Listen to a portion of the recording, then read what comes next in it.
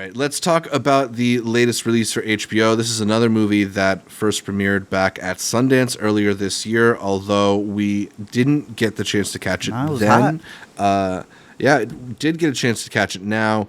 It is The Princess, and no, we are not talking Joey King. We are talking about Princess Diana. It's a new documentary that chronicles her life, and interestingly, in this documentary, it's all assembled through different pieces of news footage. Yes, sir. There's no talking heads that are putting things into context. There's not even really text on screen to kind of place you in a certain year or a certain time or a certain place. You just kind of are listening to different people's thoughts, and oftentimes they're not even Diana's own words in the documentary. She probably has like less than 5 minutes of spoken dialogue, if that's what you want to call it, spoken, documentary footage in the length of this documentary. So you really do get a glimpse at how she was just picked apart and pulled apart and commented on and analyzed and overanalyzed. And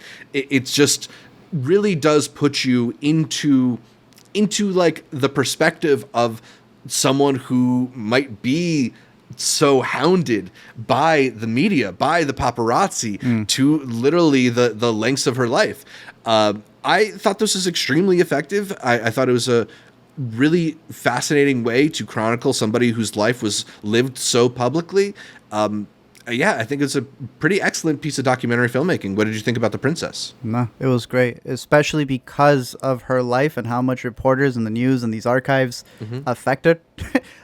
Affected is like the wrong word to use considering how her story ends, but it is the best POV to understand her story, how everybody had an opinion, how everybody was judging her in that sense, and just letting you almost go through what the people would have been consuming at that time, how people's opinions on her were affected by how other people's opinions of her, if that makes any sense. It was like a game of telephone almost about what somebody else thought of her. And it's crazy to see a lot of the like on the street talks with people and how they pick her apart, seeing there'd be like news shows or there'd be like talk shows that are just breaking her down, all of the newspapers that were made from her.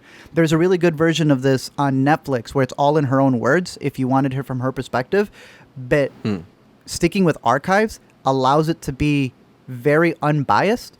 You're getting everyone's perspective, and then the story unfolds in a way where whatever you may think of Princess Diana may not be how those events actually unfolded. I don't remember her.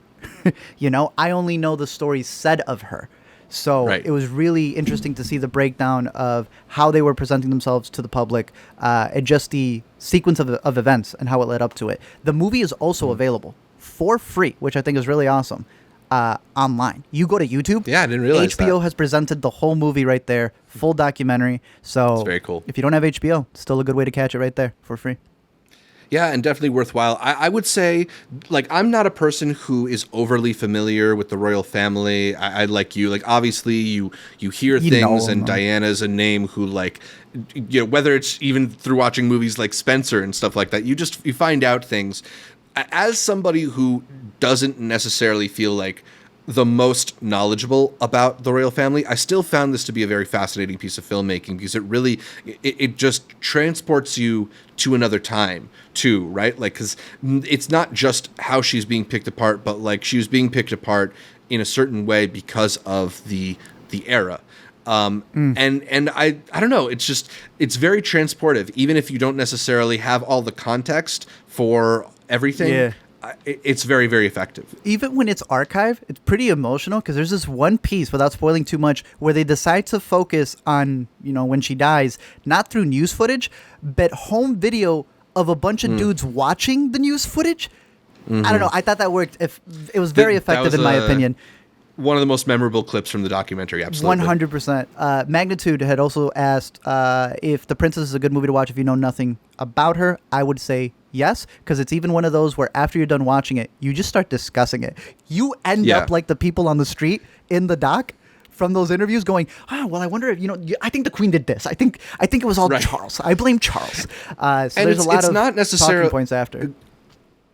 Yeah, I was just going to say, it's not necessarily one where you feel like you'll know her entire life story after watching it. It's more like you'll get a feeling of her life, right? Like it's not facts being delivered to you, being recited to you. But if you want that, you can read Wikipedia, right? But this is really like going to give you much more of an impression of her character and also the character of the time.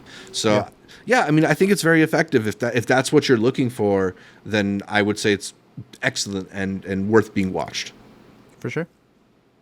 Yeah. All right, so that is The Princess, available now on HBO, as well as Art was mentioning, YouTube, which is pretty cool.